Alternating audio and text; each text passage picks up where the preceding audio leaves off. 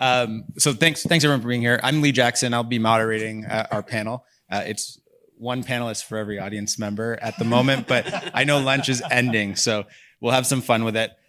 We've got a really great, diverse group of individuals on the panel. So I think the way that we'll kick things off is just introductions. I'll quickly just introduce myself beyond my name. I run an advisory practice called Bridgeline.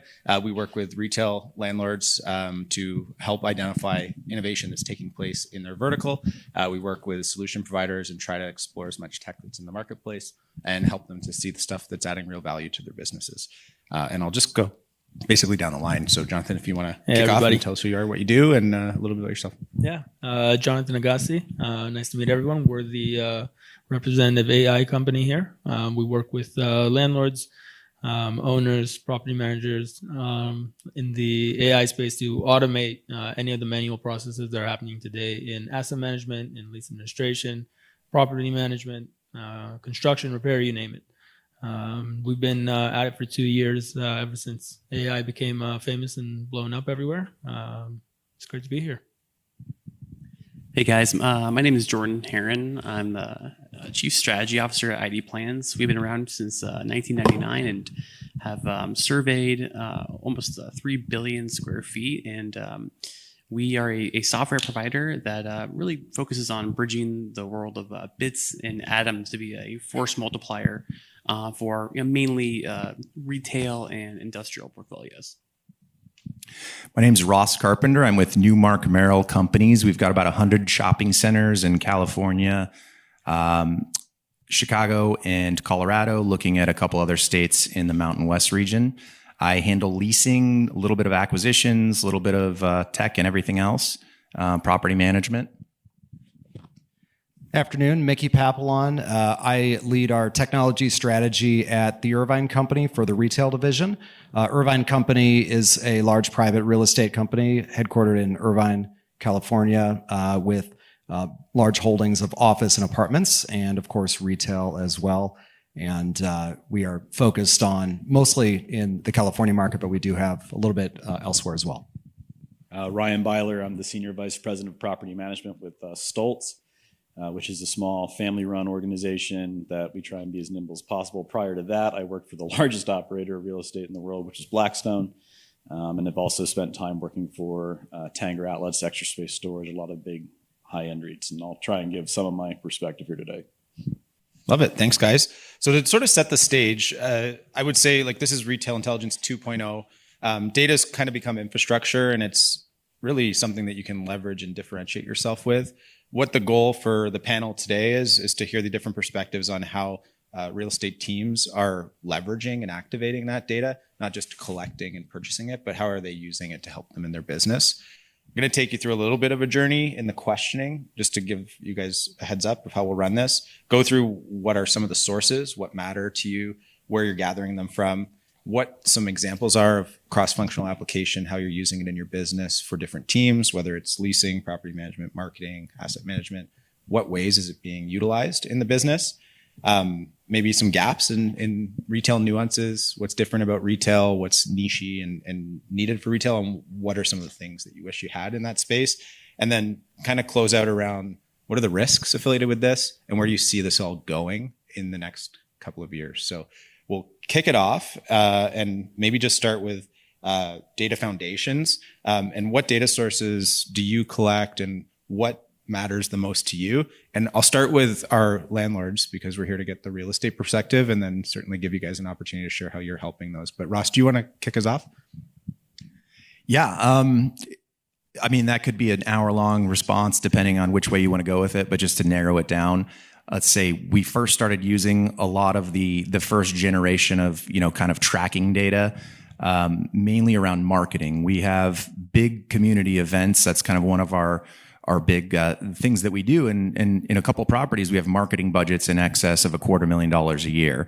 And there had never been really a great way to track the efficacy of some of those events. And so if we're going to spend $60,000 on a Santa experience, all we had previously was, talking to the general managers, and we saw a big pickup that day, and we hear people talking about it after that, and all the tenants support it.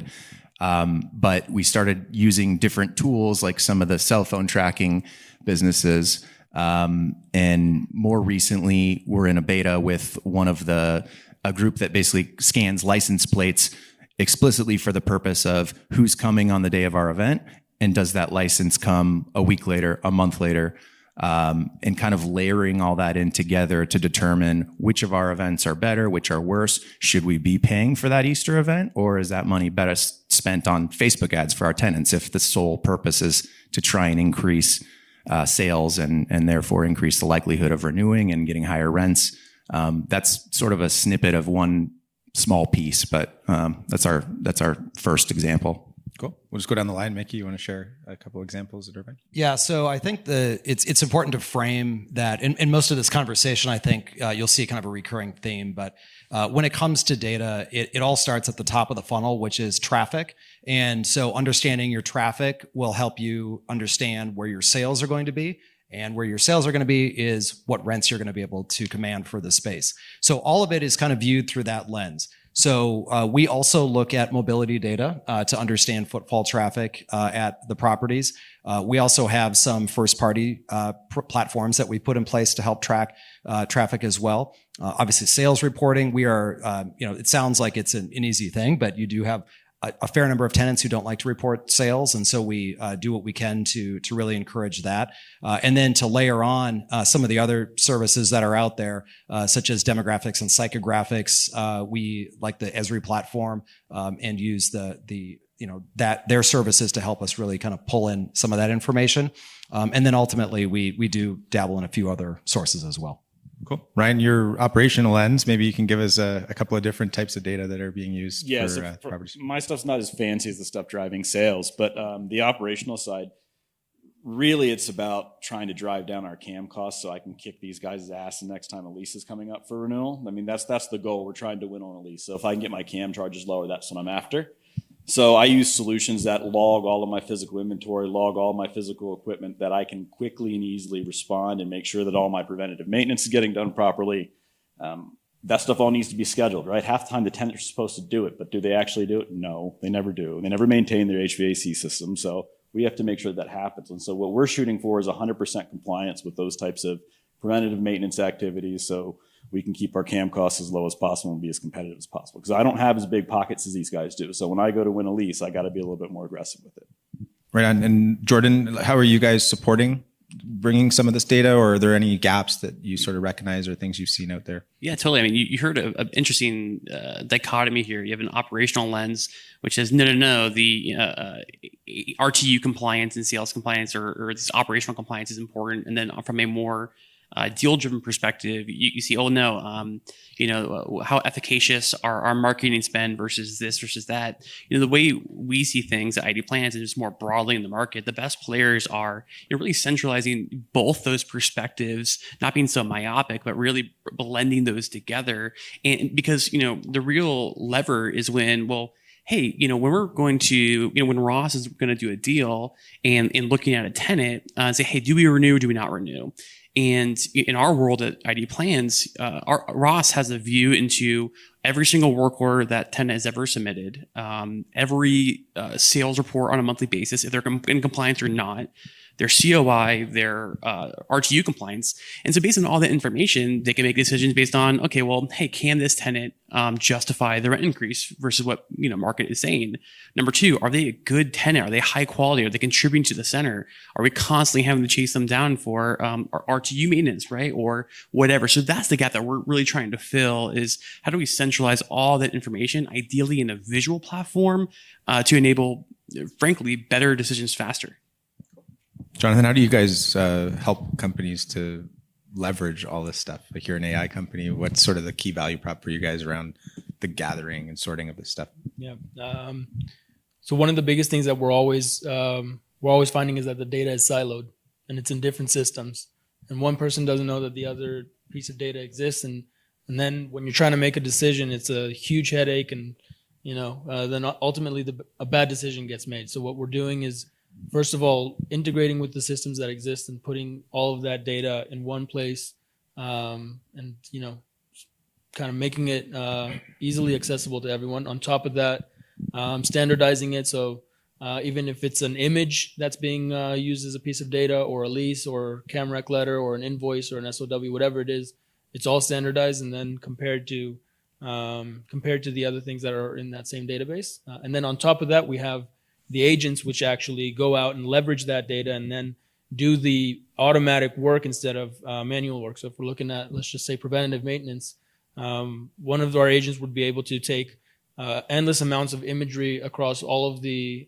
property, understand what the conditions of the HVAC units are, the windows, the property itself, provide a report, and then based on that, prices, timelines, and plan out scenarios for how you could bless you, for how you could go forward with maintenance. And those processes are the same for whether it's for CAM reconciliation, police administration, you name it. Great. Why don't we move to the next topic, which is like, you got all this data. How is it being used cross-functionally with teams to drive performance? Like, what is the best example, Mickey, from your team that you're seeing it impact the business from any perspective? And and again, it kind of goes back to when we're really trying to drive the top line of the business. It is how we can all support that group with the data that we're bringing in.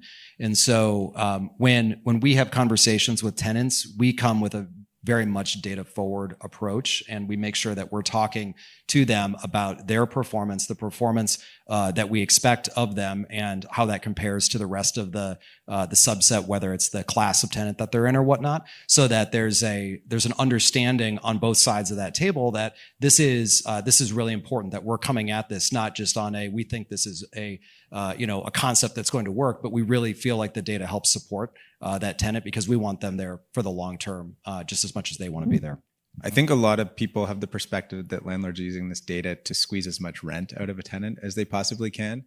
I think we need to demyth that. I mean, like, making the wrong decision with a tenant who's going to fail in a space is maybe like the worst possible outcome that you can have. So I feel like you're using this data to support the best fit to perform at the asset. Is that a fair statement? Yeah, absolutely. And it's not to say that there are not examples of where it's just trying to drive rents up, but absolutely. I mean, our goal is, we're doing, at least we're contracting with this group for a set period of time. We want them to be there. Otherwise, that's not what we would do.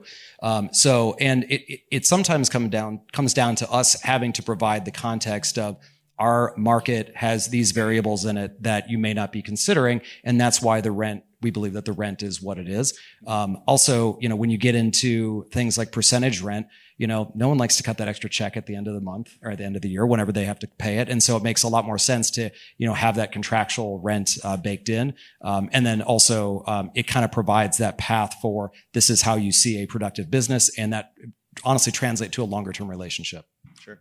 Ross, you're on the leasing side for your portfolio, or at least you're supporting it through the property management function. What are some of the key things you're looking at to make that prediction and approach tenants or convince tenants that a site that you have would be the right place for them? Yeah, I think it's a plethora of tools, and every year there's another tool, and now we have 15, 16 tools that are looking at Yelp reviews, that are pulling in actual sales data from third parties. We get sales for 60% of our tenants. I have our property managers do monthly meetings with the GM, and it is a data problem where you got to have systems in place to figure out, hey, if that tenant said they're moving to Florida and they're going to put somebody else in charge, I mean, that needs to be flagged and go to the leasing department. And, there needs to be systems in place for that. And the other piece is kind of going to what Ryan mentioned, just a lot more going head to head and battles over triple net expenses. So if you have the most productive tenants and then you have the most productive shopping center, you're going to have the highest rents in the market. But also, every dollar of CAM that you can reduce, in theory, you can then raise your rents by $1 a foot. I mean, that brings $13 to $14 of asset value for each of those dollars. And so that's the other piece of it, is being able to, well, if we're going to do marketing, maybe we reduce it we get rid of that event, and that saves us 10 cents a foot. But also it helps me on the leasing side have access to that data. So I can say, well, yeah, you can go across the street and pay $5 a foot less, but you're not going to have security. You're not going to have these type of events, which, by the way, they bring in these people from those zip codes. And it's just everybody has sort of this baseline level of data that they're operating off of. And so now everybody's kind of clawing and trying to get up here to know more than the retailers, to know more than your competitors, more than other investors and buyers. And it's sort of a race. And now, integration, I think, is the big unlock here that we're all going to be talking about quite a bit. Sure. It all kind of does boil back to not wanting the occupier to fail, though, right? I'm going to go back there a couple times, but it's like putting all this energy into this literally to make the right bet, right? That is the biggest ROI in this whole thing from my seat, I think, for at least for the leasing side of the business. Ryan, on the operational side and using data for making impactful outcomes to CAM costs and things of that nature, what's something over the last several years that's had like a real measurable impact where something gave you insight into something about a building, a property, a site that you were able to point to and really drive down some costs? So I'm going to throw this out there that we had data that came in that actually had us reduce our costs by way of eliminating gathering the pieces of data. We're rolling back just about every single Wi-Fi initiative that we pushed out to give these properties Wi-Fi. There's no point to it anymore. Everyone's so well connected on their cell phone. Get rid of the Wi-Fi. Stop putting your costs into it. The few pieces of data I was getting out from the poor guy that actually didn't manage to log in and put his email in, because I have to have his email before he can connect it. They're not doing that anymore. They're just going to stay on their phones, and it's pointless. So that's an example of something where we said, we don't need this data. It's probably junk data anyway. Let's get rid of it. I think we talk all the time about how much we're going to gather data, this piece of data, that piece of data. I don't think you need it all. I think you can summarize with and get a pretty damn good outlook about how things are going to go with certain data sets. You pick the ones that are most impactful, and the other ones you leave on the table. Because at a certain point, you just don't need it anymore. And so I just maybe a little bit of a different opinion on it, but that's an example of something that we've found. Well, it kind of goes to like, Ross, you referenced it. It's like the pace of change and innovation that's happening in the marketplace. There's redundancies that are occurring, and like at the end of the day, you're passing through a lot of those expenses to make those decisions into CAM. So sure, totally get it. Jordan, I'll push to you to kind of touch on a couple of ways that you're seeing some of the information that you're able to provide your clients make better decisions or be more effective or efficient in what they're doing. Yeah, sure. First off, I think what Ryan said is like super, super important, because just commenting on that for a second, less is sometimes more, in this bit of it's called a data arms race. It can actually be like a negative flywheel, this negative top-down pressure on clients, because you're buying these services, you're increasing CAMs, putting top-down pressure on your capability of rents, and then people get into a little bit of a mess. They try to string together these inch-wide, mile-deep data sources that certainly don't integrate well with each other, and certainly don't integrate with any system of record that they're utilizing. So it's very, very challenging. Now, as far as we go, I think what we see with our clients and how we help enable better decisions faster is when they kind of work backwards from the result they're looking to achieve. And so if you look at the scoreboard, right? It's like, okay, you have same store NOI, and most people are driving towards that. And it's like, well, how can we as an organization, ID Plans, who are blending the world of bits and atoms, drive towards that? And we focus on how do we compress that leasing cycle? So once we have a deal, all the spend is happening on finding high quality deals, which Ross is going to do, the leasing teams are going to do. It's okay, well, how do we ensure that tenant gets open fast, right? If we can compress that rent commencement date, that lease execution to RCD timeline, and compress that, Well, that's a huge lever for actually affecting the bottom line of a center. If you can reduce days of vacancy, it's a huge deal. And so, when you start working backwards from those things, like, hey, we want to raise top line. Okay, well, how are we going to achieve that? Well, we're going to find, we're going to convert spaces to attract nationals where they ordinarily maybe wouldn't have done. Okay, maybe we'll utilize TI levers or something like that. If we're going to compress RCD and get tenants open or reduce TI spend, can we provide highlights or help Ross or other leasing professionals strategically constrain who they're looking for, such that they're not trying to place a tenant into a space that's going to require tons of TI and tons of construction, and they may be in a municipality that just does not want to be quick with permits. So, all that goes into our calculus. So we really want to be a lever to enable those decisions. And we think that's a really great way to move the needle. Right on. I'm going to pivot to gaps and retail nuances. With respect to your assets, I'm going to start with you, Ryan, on this one. What data do you wish you had access to today that you don't? So there's some sales data is the number one piece that we need, right? Sure. I think we will all agree that's the most important. There are some services now that are out there that are actually integrating with POS systems where you can just get the sales data directly. Mm-hmm. I'm waiting for, that to expand and go further, because I think once it's really capable and able to do it, we're just going to start writing it into our leases, right? We're just going to make that sales reporting is not something that they get to do and email in or send a letter. And so that's the most important piece of data. I don't get it as quickly, as efficiently as I need to. And so maybe that's probably the bigger piece, is not so much maybe what I'm missing, but the method by which I'm getting it is just not up to snuff. Yes, every landlord wants it, right?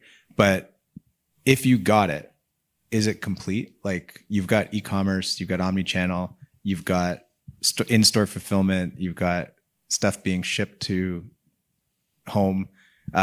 Retailers aren't reporting on that stuff. So like, the value of a store has changed. I would challenge you on that and say, like, it's kind of old school to just say, what's your production? Well, I did 3 million at the point of sale. They might be pumping $6 million in revenue out the back door. Like, yeah, how do you factor that? I think that's something I would want. I want to know e-commerce. That's where I think you might be able to use AI to kind of look at some of these sales trends and see which tenants you should audit, right? I cannot audit every tenant that I would like to every year. I may have that right, but I'm very going to quickly piss off the Rosses and the TJXs of the world. They're not going to tolerate that. Yeah. So I may have the right to do that. So what I would challenge you back is that, yes, maybe AI could crawl the sales data to help us be more informed about how we should trigger those audits and go after something like that. That would be a product that I would be interested in. As far as I'm aware, landlords have failed miserably at getting any of the rights to audit stuff outside of the store sales. Not me, man. You got it? Not me. It's standard clause in all our lease. I have the right to audit. And so we go, look, last year, when I was with Perform Properties, I conducted over 600 sales audits on tenants. And we found over $3 million in unpaid rent, right? So and by the way, these sales audits are done by outside firms and they're really not that expensive, but it's just a real pain for the tenants, right? Yeah. So you have to balance the pain you're going to cause the tenant with the data that you're trying to get. Sure. So again, if it becomes somewhat seamless and it integrates with their point of sale systems and we can get AI to figure out who we should actually audit and be more informed, then yeah, that's something I'm interested in. But I think, excellent point, Ryan. I think what Lee's point is actually, I think, really compelling in that, is just, top line. Hey, what is the top line revenue, even from an omni-channel source? Is that really, because, what is the point in reporting sales? Well, leases are done to where there's, upside in the success of these tenants. Hence the general theme of, landlords want to place tenants who are going to succeed. And, they're willing to, take upside on that because they're making investments. But, the question becomes, well, especially in this omni-channel world, the Wall Street Journal just put out a paper about, returns and how much money retailers are saving by their brick and mortar location. So is just top line sales revenue the value of this particular space, or are there other aspects of value that need to be captured that maybe the landlord should take share in, right? There's many aspects of that. So maybe it might be a little bit outdated. For my other retail landlords, are you guys writing into your leases now that tenants have to report how much online fulfillment they're doing out of their stores? I'm just curious, because we are starting to do that, is making them report how much product is getting filled out online.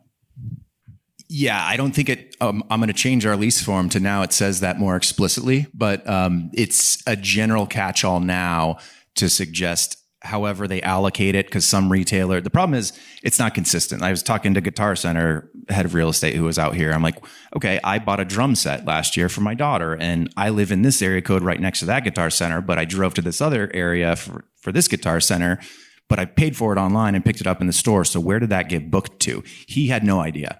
And generally we have no idea. The lawyers and deal people we're working with say they don't have any idea, and they won't agree to anything specific like that because they don't know how it's done, and they don't know how they may incrementally change that in the future, and can't agree to something that could put them at audit risk. So I'm going to try for that. And to your point, I think, it's not sales isn't it's the golden kind of ticket, but there's also outliers, but they're more small outliers. Like, a Whole Foods could be a pretty bad Whole Foods, but it could be the top Amazon return location in a state in a specific market where they can't get any other stores into. And so they're not ever going to close that, even if it doesn't make money. But there's only a handful of those types of locations. But in terms of sales, on the acquisition side, you have all of these multi-million-dollar transactions. And historically, we have this whole protocol when we have a retail center under contract. And the best you could do is you're going to go do multiple interviews with the store over multiple days. Hopefully you catch the general manager. Hopefully they tell you, oh yeah, we do about this much a day or this much a week, or here's our ranking within the district or here within the state. And, it's our whole job to try and tease that out of them, because the only way you can tell if you have a successful shopping center is the health of your tenants. And so we assign what's called an occupancy cost, where it's your total rent or your total revenue that you're making at that store divided by your total rent cost, gross rental cost. And, you want that to be in a certain bandwidth of a percentage. If it's too high, that tenant's at risk. It's likely that they're going to close. And so we go line item by line item and say, here's the health of that tenant. Here's the health of that tenant. Their rent's here, but their health is up here. So maybe there's some upside in that lease, or vice versa. And before that was very manual, and it made it a lot easier for local, very boots on the ground groups like us to buy properties.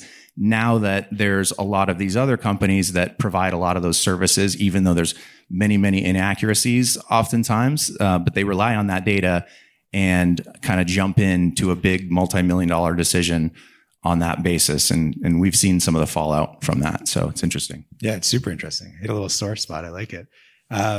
Mickey, you got some pretty premium assets, like just on this topic, just to put a bow on it.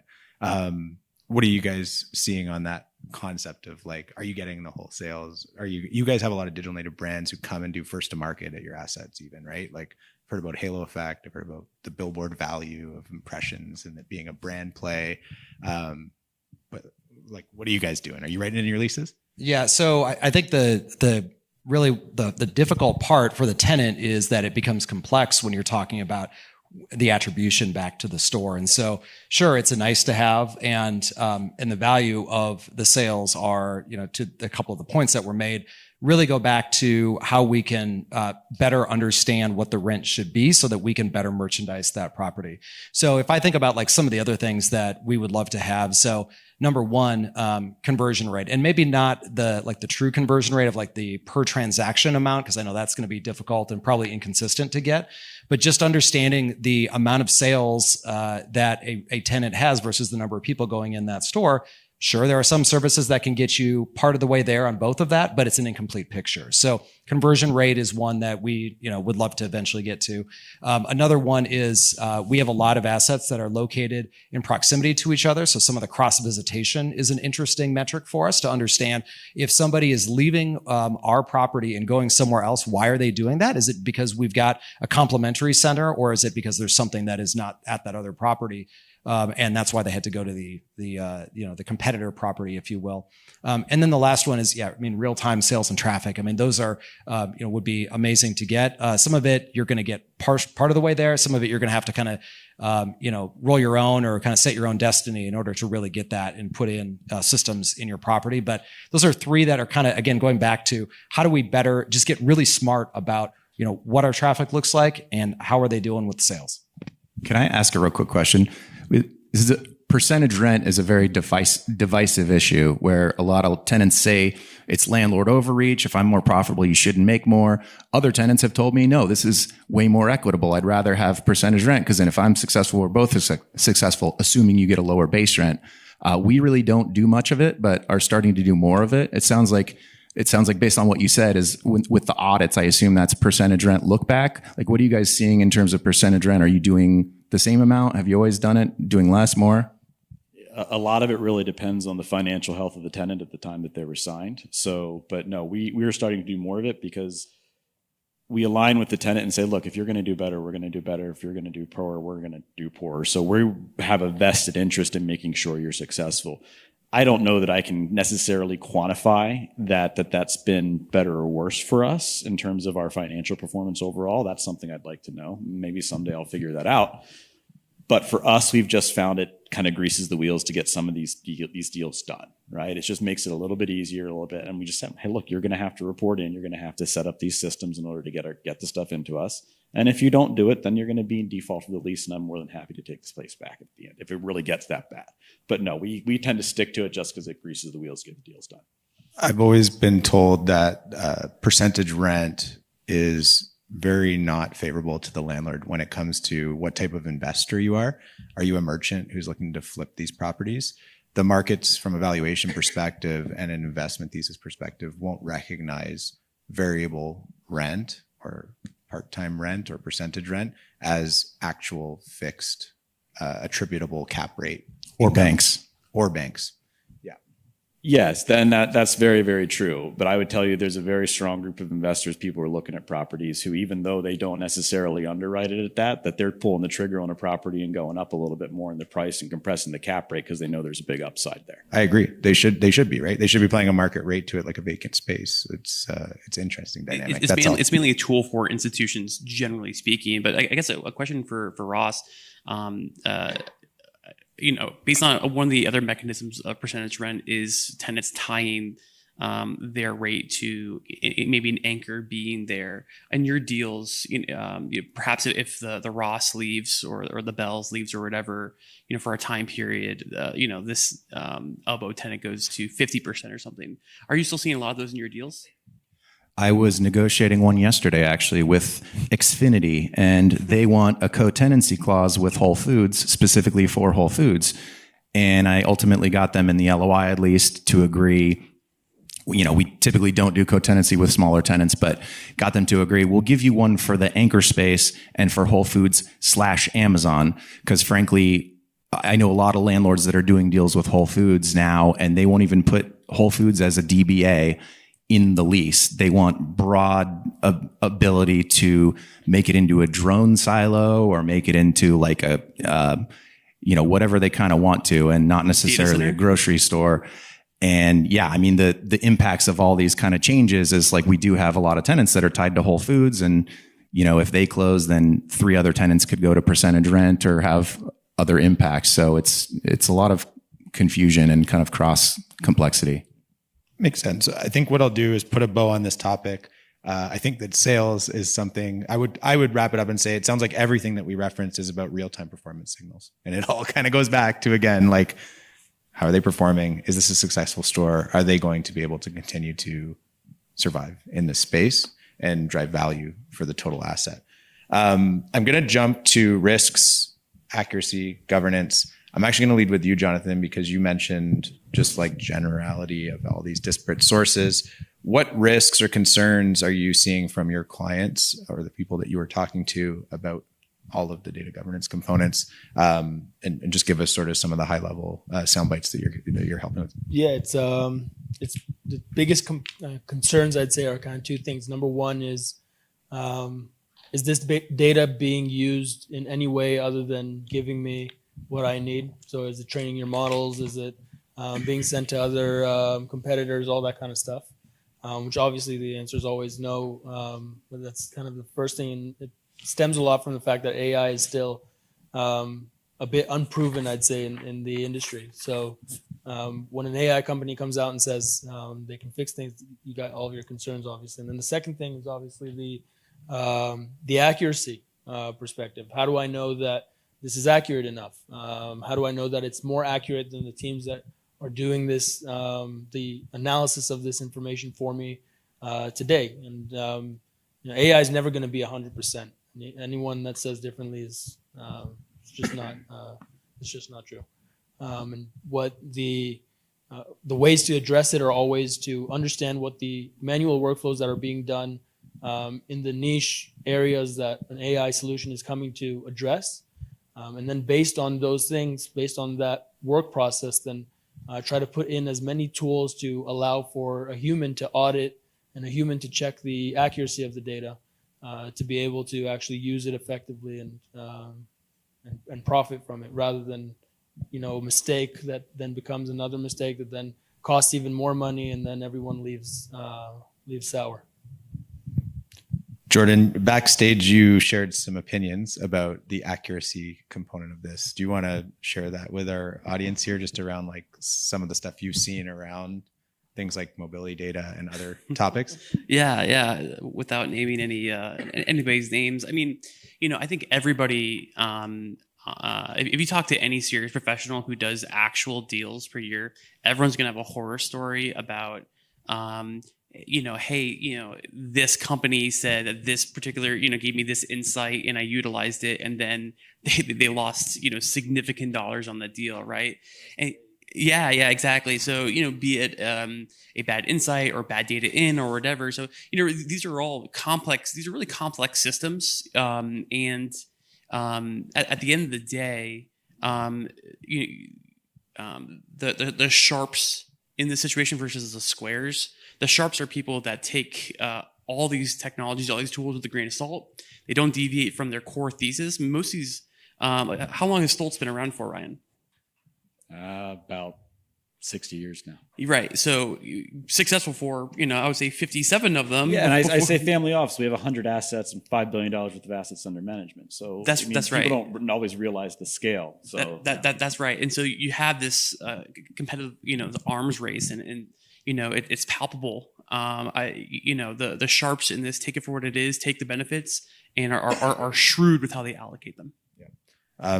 Ross, Mickey, Ryan, do you guys want to share perspective on risks, concerns around some of the sources? So I have a hot take on this, and I wanted to ask this at one of the other sessions, and they didn't take time for questions, so I'm going to put it out here. I think all of us as landlords are being complete pansies when it comes to using AI and letting it crawl our data. I think we're absolutely missing the boat on this, and I'll tell you why. Of the data breaches that companies have in the United States, 80% of them come from some type of human element, human error. Most of them from within your own organization, okay? So if you take the odds of the data breach even occurring, times that by 0.8 or whatever factor you want to apply to it, keep adding these multiples to it, okay? And by the way, what are we worried about getting out there? In the event it were to be compromised, most of our data is so time sensitive, whether it's deal driven, selling or buying or selling a property. By the time someone ever manages to weaponize that against us, that deal is going to become gone, right? And so I've been actively encouraging people, like, I don't think you need to be as so reserved. We're landlords, we operate properties. This isn't rocket science. I don't have any patents pending in my back office, right? So there's nothing or anything to steal. So hey, Ryan, could you send me your rent roll, please? No, but seriously, if you have a good broker, you're going to get insights into the rent roll anyway. Again, and all of this calling is your so tenants and asking for it. I swear to God, I think we absolutely should be letting these models further into our organizations, because I think it would be so much easier and quicker for us to innovate and be better. And like I said, I'm a smaller player, so I have to be a lot more nimble. So I'm actively encouraging people to think about it in a little bit of a different lens. And I know that there's going to be some hot takes on the stage. I'll take your back in the brawl against these guys. I think the counterpoint to that is the other holy grail in our business is lease administration and abstracting, which is, the complexity of each individual document is so hard. And I've been building out an abstracting system for our amendments. And over the last month have been testing it. This is like a 2-year process. And really just in the last month, we got to the point where testing it side by side of the abstracting of our amendments with our lease admin team and then running it through my system. And it's actually more accurate than the lease admin team. The AI system now. And I didn't say my hot take earlier. So my hot take is I didn't want to get into the AI hype, but I haven't felt this way since the fall of 2003 when I was in my dorm room and I got Facebook. And scrolling through Facebook for the first week, you realize this is such a monumental shift in society that this is going to change everything. In this last week, I've had all the AI things. In the last week, I finally pulled the trigger on getting, Claude, the $200 a month iteration. And I used to spend half of my time in Outlook and in Word, doing documents and emails. And now I spend that time or more in Claude building the systems to kind of auto draft leases and kind of do these things. And it's very iterative, but I can absolutely see where that's going to be the majority of what people are doing very, very quickly. And it's kind of scary, but very, I don't know, exciting. For clarity, the service providers certainly want the landlords to should be more open with their data for sure. So we are definitely pro, or at least I am, definitely pro, open kimono. I think it's a super hot take, Ryan.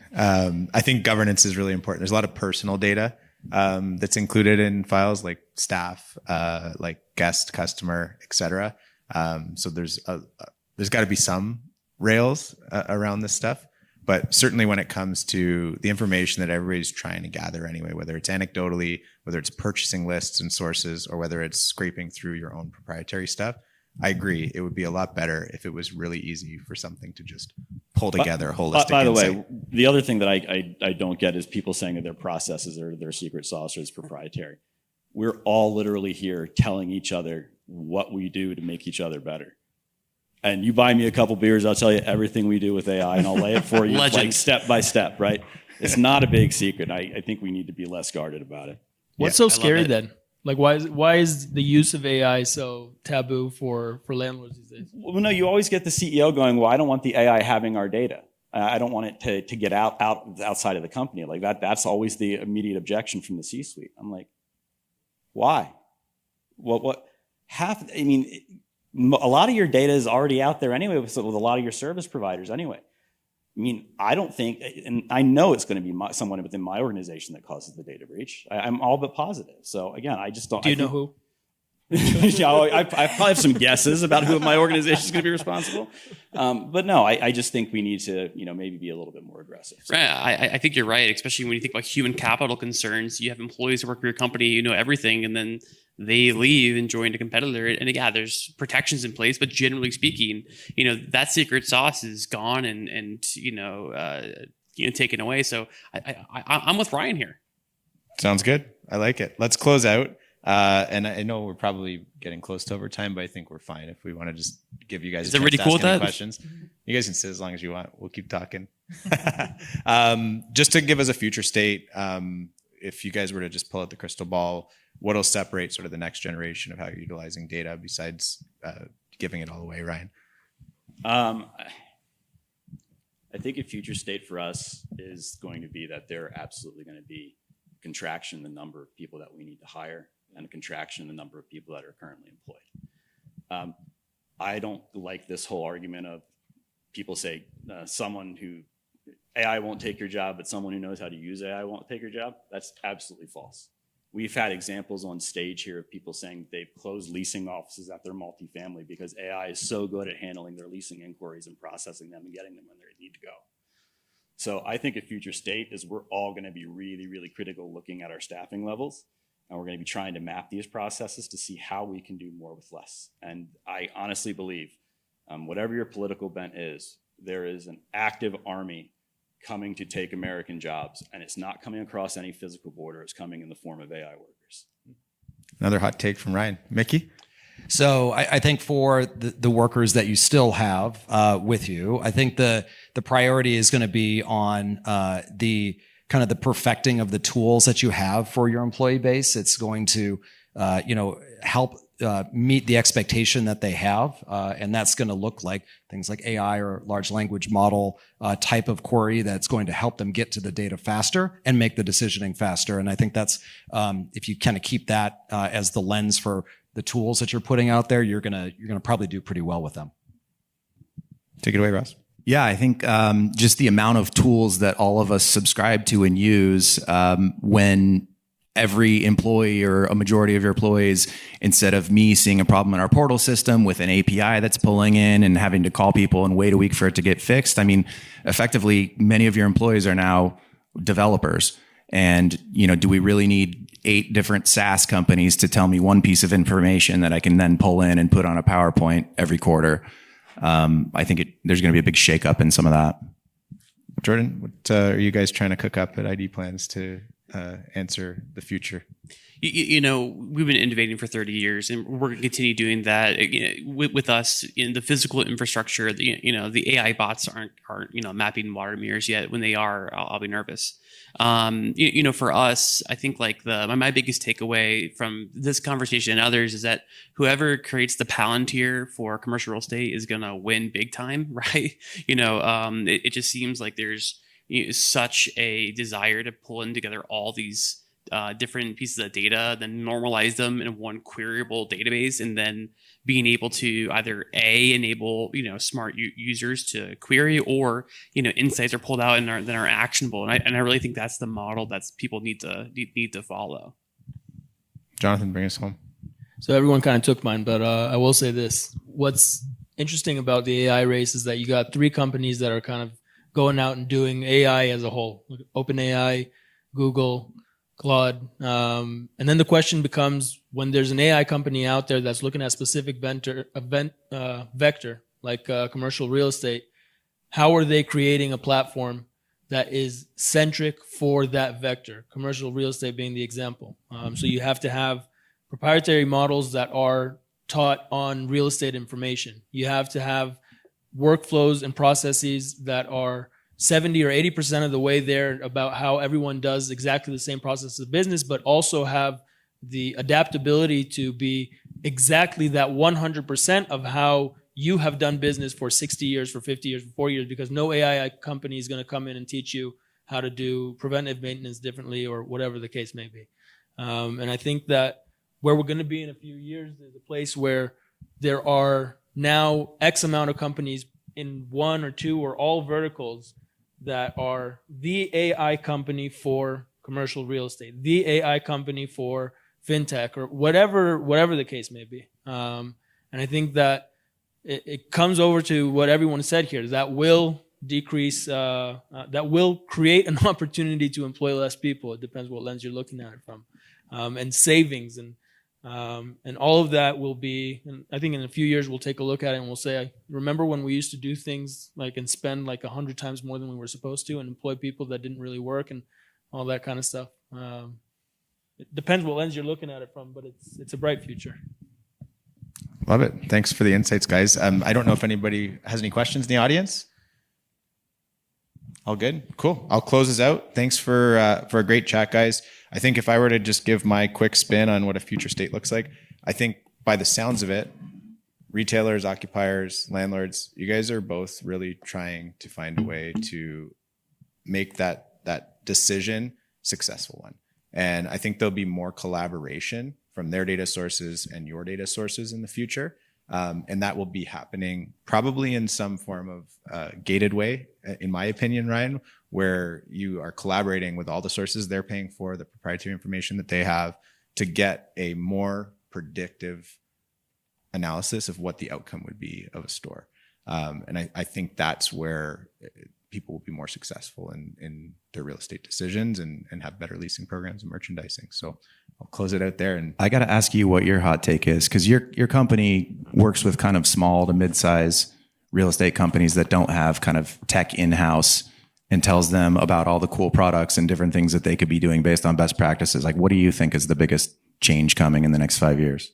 Well, I think we'll still, AI, like just simply put, I think it scares the shit out of me and excites me all at the same time. And I think that's a theme I've heard across the show. I don't know if everybody agrees with that, but like it's scary to think that we won't have as many people in organizations, because that means we won't have as many customers that have money to buy things in our retail stores potentially, unless there's a fallout of that where there's another way for the economy to kind of continue to push. So like, that's a hot take, right? Like, if AI screws everything up and no one has any jobs, then how the hell are retailers going to survive and continue to sustain? So that gets into like total geopolitical stuff, which is scary. But at the same time, a hot take is like, we're probably going to have to tone it down a little bit, right? Like, the fundamentals are about creating place, live, work, play, shop, commerce, because that's what fuels, what drives the way that people pay for commercial real estate and commerce. So that's a hot take. I don't know if there's any actual insight there. It's more just a concern around this. The other thing I think you're going to see is at some point in the next 5 years, there's going to be legislation around AI and how it impacts American workers. Someone's going to have to address that, because it's going to be the number one cause. And the American economy is 100% a consumer-based economy, right? And Reunionization. So retail is one of the drivers of that. But as soon as you start losing even our retail workers in the stores and things like that, because AI can suggest to them, here's your size. Oh, no, we do not have this in stock. We can have, I mean, you don't even need as many people. I used to fold jeans at the fucking Gap, right? And all my sole job there was to get jeans for people who were in the dressing rooms, right? That position's gone at Gap now. Now they have them all inventoried. Someone needs a size, they can literally just say what size they need, and they have systems that will do it. They couldn't find these in this, and there's a little box right there that will do it for you. Yeah. So anyway. Yep. And I guess final thought to your question is, like, as it always is, retail will continue to evolve, right? Like, disruptors are going to continue to disrupt legacy things, right? We were talking about, we had a big roundtable, a bunch of people are in the room. We were talking about Amazon Key and like replenishment for commodity products inside of your home. It's coming. Like, they have access to your home. They can walk in, put stuff on the shelf, and soon enough, they're going to monitor what's there. Well, that's going to impact the commodity retailers inside of your centers. And there's going to be an evolution. Are they going to come in and create distribution centers and it's a more hybrid? Who knows? But those are more like, they're not hot takes. They're just like all things that we've got to think about, monitor, and continue to evolve. And I think data is going to drive how we see that happening, right? Performance is a big part of it. So that's probably a good way to wrap it up. Awesome, guys. Lots of fun challenging each other and talking through this stuff. Thanks for sitting through the last session of the day with us, guys. Yeah, thank you.